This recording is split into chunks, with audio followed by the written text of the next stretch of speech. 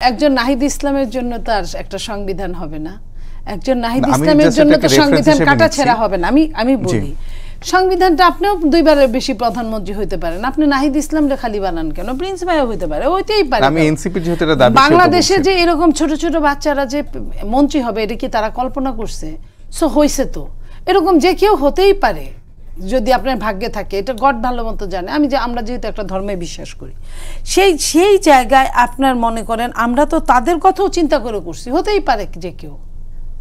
আমরা তো বলি নাই শুধু বিএনপি আসলে এটা হবে, যে কেউ আসলেই হবে। বিএনপির যদি বয়স্ক লোক থাকে দুইবারের বেশি এমনিই হয়তো সে টিকতে পারলো না, তো বয়স্ক যদি কম বয়স থাকে তাহলে হয়তো যদি টিকতে পারলো।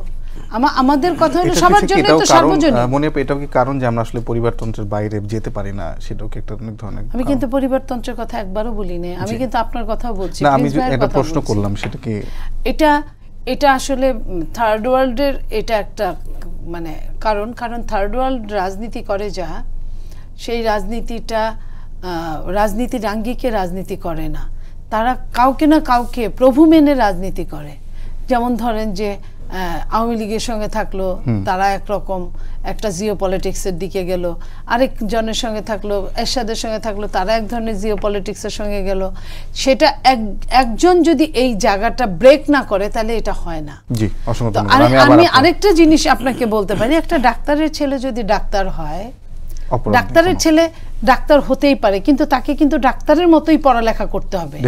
তো ডাক্তারের ছেলে যদি ডাক্তার হতে পারে, পলিটিশিয়ানের ছেলে মেয়েরা কেন হতে পারে না যদি সময় দেয়?